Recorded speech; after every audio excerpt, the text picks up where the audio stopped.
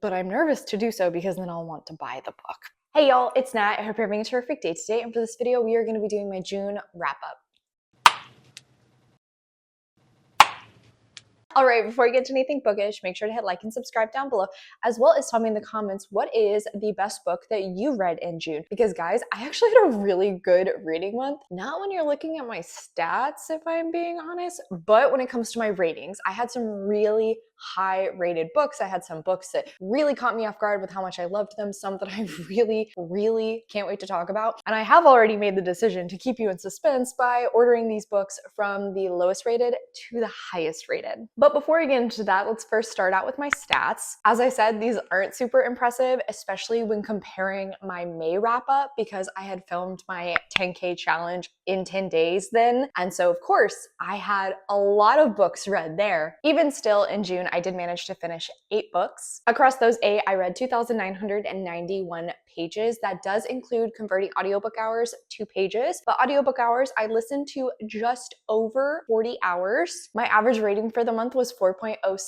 stars. As I said, really solid month. And then I did unfortunately have 2 DNFs. Next up, looking at my genre breakdown, I kind of stayed within a good few genres this month. So I had 2 fantasies, 2 horror, 1 nonfiction, and then finally 3 romance. As for the little goals that I keep for myself, obviously from looking at this, you can see that I did finish a nonfiction book. I actually started into a second, but haven't quite completed it just yet. I unfortunately did not read a book that was more than 500 pages, and I also did not read a comic and or manga. Final one of my stats though, series tracker. I actually started into 2 series this month. I picked up a continuation of one, but I have not quite finished it just yet. It's a good thing last month's series numbers looked much better. As per usual, I only talk about the books in my wrap-ups, which I have not discussed in other specific reading vlogs. I had a few reading vlogs come out this month, including a author taste test of Jennifer Hillier, a quick to judge tag where I actually ended up reading the winner of that tag. And then finally, I finished out another Raid My Shelves, which was Rainbow Colors. So if you're interested in any of the books in these videos,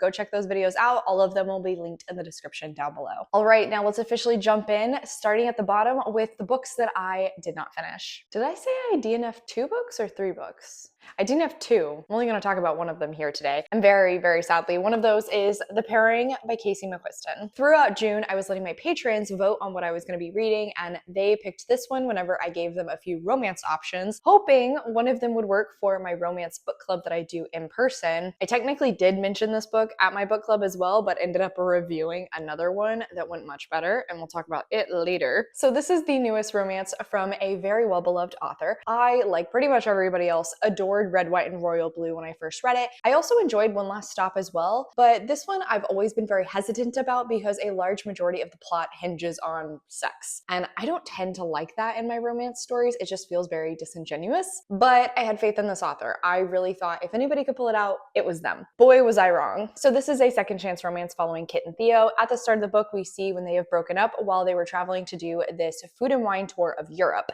They each get a voucher and now have utilized said voucher, but of course are on the same tour again, and they end up striking a deal to do this like sex bet to see who can sleep with more people and also possibly their tour guide, all as a way to showcase to one another that they're really over each other, because that makes perfect sense. Let me start with the positives. This book is delightfully queer in a way that isn't very realistic. It's also got mcquiston's humorous writing style, which I really enjoy, and since it is a food and wine tour, there's a lot of pretentious food writing, which I know some people probably do not like. Personally, I eat that shit up. Yes, pun intended. I also appreciate the very like bisexual, gender bending vibe that Theo and Kit have throughout the story and that we've seen in little bits around their relationship. And the two of them also had some really fun banter. I was definitely sold that these two grew up being best friends, that they've known each other for so long and they know everything about one another. I believe that. A romance? Not so much. Listen, I can hold a grudge with the best of them. So at the start of this book, when we see how they broke up, I was on Theo's side.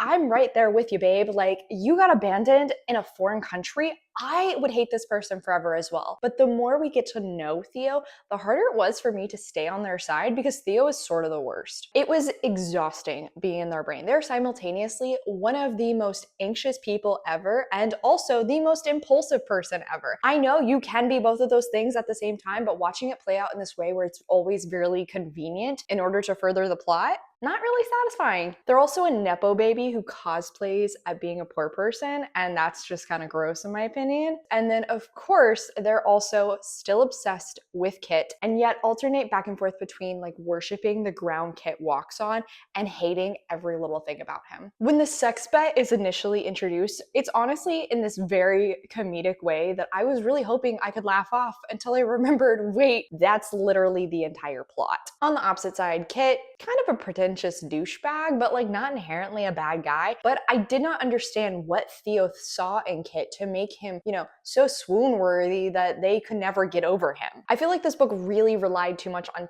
telling us that these two are still crazy about each other. And though every once in a while I could feel this like longing between the two of them, most of the time it felt like more so they were telling me this and I wasn't actually feeling it when reading the story. What I could feel though, horniness. There is so much in this book. It's ridiculous, which makes this dedication they have to the stupid bet even more ridiculous and also really difficult to sit through, which was somehow worsened by the fact that not even 30% in, they figure out that their breakup was kind of a giant miscommunication, and just like, how am I supposed to keep watching this stupid bet continue on when we just saw them work out part of the problem of why they broke up in the first place? And yet they're still not gonna talk things out like real adults? Are you kidding me? It's also very strange that, again, part of the setup of the book is they're on this food and wine tour, and there's about 10 other people in the group, all of whom are flat as cardboard and really inconsequential to the story overall, which is very strange since they're spending like 2 months with these people. But at the same time, that's kind of okay because pretty much every side character is literally nothing more than a sex toy in this very long edging contest that these two have put themselves in the middle of. And it was so weird and gross, and I just finally hit the point where I couldn't take it anymore. I didn't want to keep reading this book, so I put it down. As I said, I really enjoyed mcQuiston's prior work, so I was really bummed that this one did not work for me. But yeah, I will be unhauling this. If you loved it, I'm so happy for you. If you want a copy, it will be up on my Pango in no time at all, so check it out there.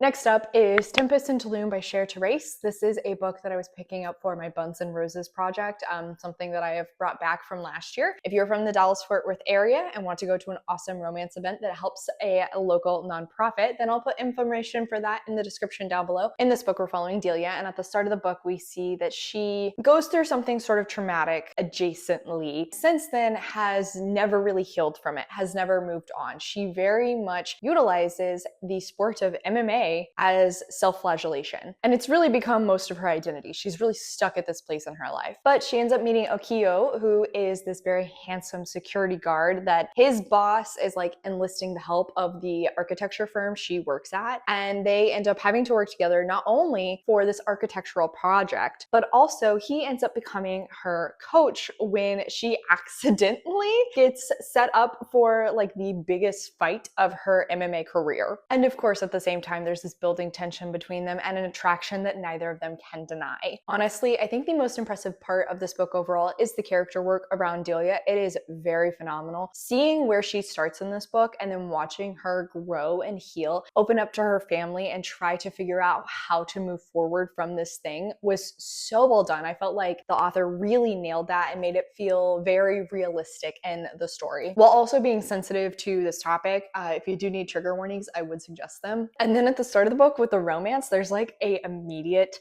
not quite knife to throat, like hand to throat scene that builds so much tension so fast, and I was sucked in. I was there for it. I will say though, I did have a hard time with the romance. I didn't love that 𝗖cie inserted himself into like every element of Delia's life so quickly. That felt a little weird. We also see through his eyes, and there are small glimpses to his own traumatic past, but I wish we would have had that a little bit more explored to build him up as a character to mirror that of Delia. And also because of this background, we see that he very much always has a wall up, doesn't let people in, which made it a little difficult for me me to really get invested in the romance once we moved past the initial attraction phase. The author absolutely excels at atmosphere too. Whenever these two travel to Tulum, where her like big fight is, the author just constantly was creating such a beautiful setting. It was really great. I want to try out more of her work and see if perhaps some of the other romance stories she has would work a little bit better for me. This one in the end came out to 3 stars. Next up, well, Josh and I were on vacation in Ohio, and I actually have a weekly reading vlog of that, so I'll put a link to that in the cards up above. We started into Ring Shout by P. Djeli Clark when we were driving from Columbus to Cleveland. Josh actually ended up falling asleep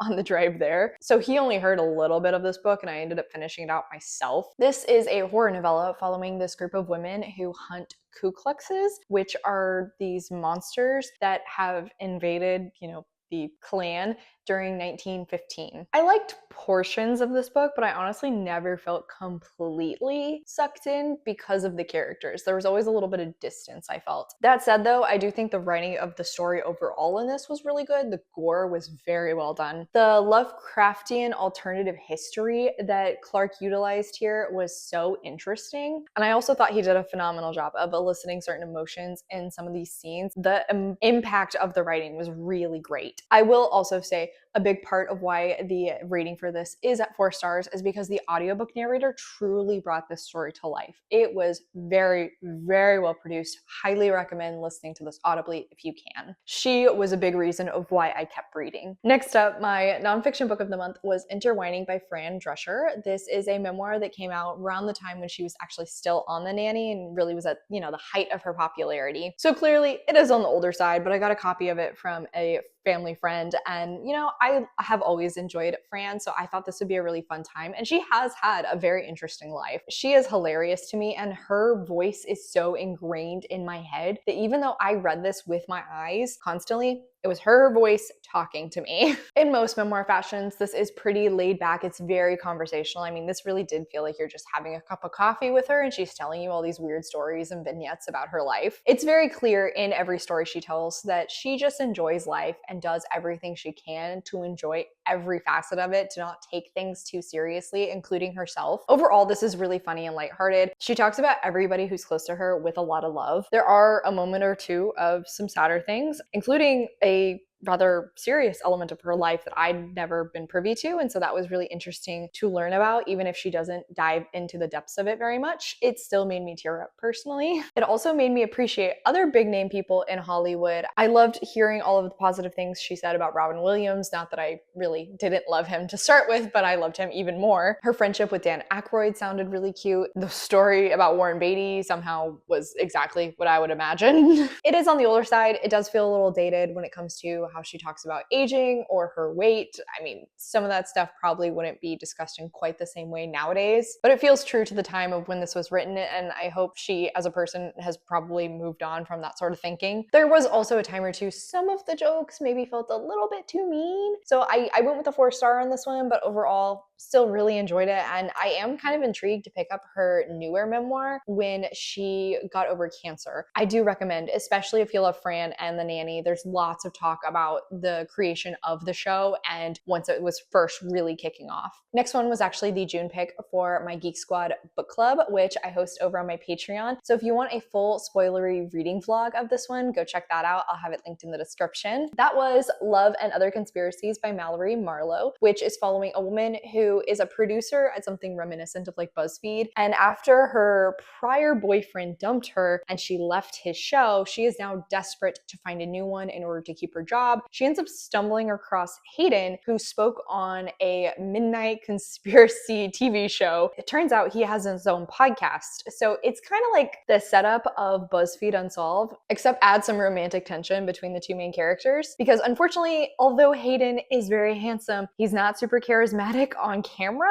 So Hallie actually ends up working alongside him to create this show. Super cute, really fun read. I am a big fan of reading about cryptids, conspiracy theories. There's some like hauntings and true crime elements to it. So I really enjoyed every time the author would work those into the story, but also just the relationship that develops between these two was so sweet and cute. I honestly wish this book was a little bit longer so we could have dragged things out a bit more between Hallie and Hayden, as Hallie Hallie got out of a pretty toxic relationship with her ex, and we see that she still really is healing from what she went through there. And so I wanted to be a little bit more sold on their relationship before they, jump into a relationship. But even still, super adorable, and they had such phenomenal banter. I really enjoyed the character work around Hallie, seeing her healing and growing from that previous relationship, understanding that Hayden is not the same guy. He's not going to hurt her like this prior guy did. But at the same time, on Hayden's side, we do see he has some of his own background issues, but they felt like they were handled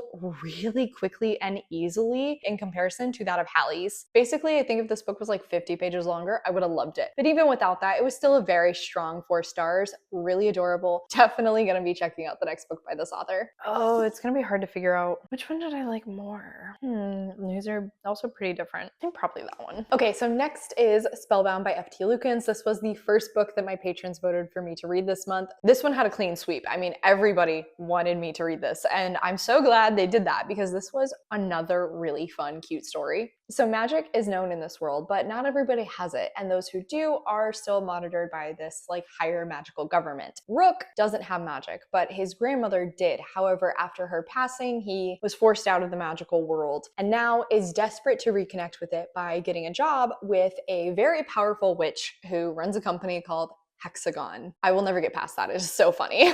Not long after working there, he meets his boss Antonia's frenemy, Fable, and also Fable's assistant son, who ends up becoming Rook's frenemy. But again, Rook is not supposed to be involved in the magical world, so unfortunately, when the government group catches wind of this, they come after them. This was simply delightful, adorable, funny, sweet, cute. It really gave me vibes of Agatha all along, specifically just watching Agatha interacting with the teen character. We do alternate back and forth between Rook and Sun's perspectives, and there were some moments of depth in each of them that I really enjoyed, with a light sprinkle of higher discussions around societal issues that was interesting as well. But even still, this managed to be pretty cozy for the most part, while slowly making its way towards higher and higher stakes. I did feel like it took a little bit for the actual plot to develop into anything. Initially, it really felt like a magical slice of life, but I was coming to care about the characters so much and just having a fun time following them that I didn't mind too much. I definitely would have liked this if it pushed the envelope a little bit more with some of those higher topics that were being discussed, or had the romance a little bit more prevalent in the story, but even still, a very, very fun read. I'm really glad I got to this one. And now I'm definitely considering picking up more of Lukens' work because I feel like they tend to be very similar vibes to this.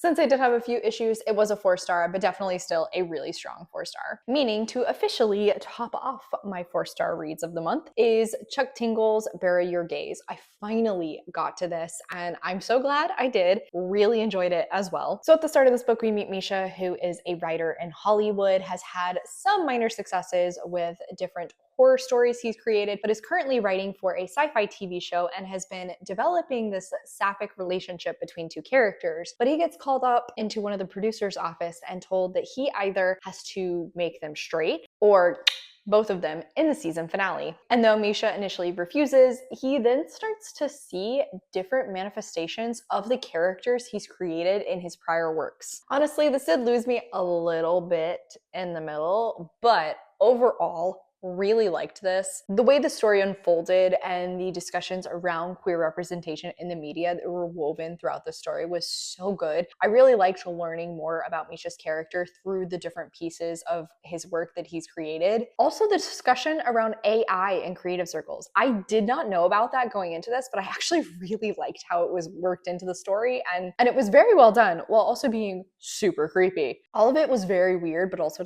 perfectly up my alley and fun. Really, like I said, I do think things dragged for me a little bit when Misha was starting to put together the pieces of the puzzle, but even still, I was so enthralled with what was happening that I just kept pushing through and reading. So another very strong 4 stars. I absolutely need to check out Camp Damascus now because there were actually multiple name drops of that work in here, which I thought was very clever. And I've also heard a million positive things about it. So hopefully I'll like that one just as much as I enjoyed this one. So moving right on up, the other Buns and Roses author I read from this month was Elizabeth Everett with A Lady Sparks a Flame. This is the second in her A Damsel in not a damsel in distress, a damsel's discovery, whatever. It's the second book in that series, and it's actually a continuation of her prior series, so all set in the same universe. I don't think you really need to read the prior books in this universe to enjoy this one, but I can understand how it would lay the groundwork for certain moments to have a little bit more emotional impact if you had that established relationship with the characters. So at the start of this book, we are following Phoebe, who we know in the prior series had done something rather bad and was exiled to America because of it. But her father has passed and she has returned to England in order to help her mother and sister take care of the estate, sell off all this property, and hopefully have enough money to take care of themselves before she will return back to America. Whilst there, she ends up meeting Sam, who is actually one of her prior friend's younger brothers. He is interested in the property of their home in order to turn it into some sort of emporium. He is doing everything he can to step up in society whilst not having an actual title. Honestly, I did not know what to expect going into this book, but I loved it. From reading the trigger warning at the beginning of this book, I knew Everett was going to be a very poignant writer, and she followed through on that so well. This is actually surprisingly cozy with lots of character work and development that, again, I really enjoyed. Phoebe is very abrasive, but she's also so likable. You can understand why other people around her don't like her, don't trust her, especially when you learn about the terrible things she did previously. But at the same time, it's so hard not to like her and root for her. She sticks out in this historical setting in a way that I absolutely loved. She's actually a brilliant chemist and has been utilizing her knowledge in order to solve crimes while living in America, which is so cool. And I would love a spinoff going on around that. That would be so interesting. On the opposite side, Sam, what a goofy, lovable golden retriever of a man. And that is not usually my type, but I adored him. The determination in everything he did was so admirable and made me like him so much more. There is a light plot going on throughout this as they're working through Phoebe's ancestral home and clearing things out, cataloging it, all that sort of stuff. But really, majority of this book is very much just based on these two characters getting to know one another and a romance developing there. I really enjoyed the banter between the two of them. They had such a good chemistry. There were some wonderful heart-to-heart moments. Everett's writing around Phoebe's self-destructive personality was so well done. Very sensitive, but also felt really realistic. And especially within a historical setting where that's definitely something we don't see very often, made me love it all the more. Sam's willingness to listen to her, to try and help her, all while covering up his own insecurities with this very bashful personality that made everybody want to like him, made him such a great foil character who was also very realistic. This was also saucy and spicy at times, but made you wait for it, and I really enjoyed that. As per usual, I do go into a lot of my romance books with logic on the brain, so I didn't love what happened in the epilogue, but at the same time, given the setting of the story, I guess it does make sense. Even then, I just really loved this one overall. It caught me so off guard. I'm absolutely going to be checking out more of Everett's work. This was 4.5 stars, and I'm really hoping I can get my hands on a copy of this at Buns and Roses this year. Final one and my best book of the month was The River Has Roots by Amal el-mohtar. I read How to Lose the Time War, which was written by this author along with another, and really enjoyed that one. So I knew going into this book that I was going to enjoy the writing style, if nothing else. And honestly, I went into this book not really knowing anything else. This story follows two sisters whose family owns this orchard of these magical trees that can be utilized in different ways for magic. And in order to encourage that, they sing to the trees. But things get a little bit more complicated in the sisters' lives when romance comes a calling. That's really all I want to say, because you shouldn't go into this book with too much knowledge. Again, it's a novella. The audiobook definitely played into how much I enjoyed this book. It is so well produced. It is gorgeous. And seeing as how both of the sisters are singers, again, I really recommend listening to the audiobook. I was totally right to predict that this author's writing was going to be stunning, because it was. It is so whimsical. This truly reads like a fairy tale. Heart-wrenching at moments, but it is so beautiful. I can't talk too much about it because I don't want to give anything away, but it was gorgeous. I know the physical copy also has pictures, which I need to drop by a bookstore somewhere and look at those, but I'm nervous to do so because then I'll want to buy the book because it was so pretty. But yeah, I finished this one and all I could think was, wow, That was gorgeous storytelling. This was a big ol' 5-star. Probably will reread it at some point. Can't wait to see more from this author. All right, and on that note, that is it for today, y'all. Thank you so much for coming to my channel. I really appreciate it. Make sure to hit like and subscribe down below. If you made it all the way to the end of this video, leave me some sort of flower emoji in the comments. I come out with videos on Monday and Friday, but until then, I hope you continue to have a terrific day. Love you, bye!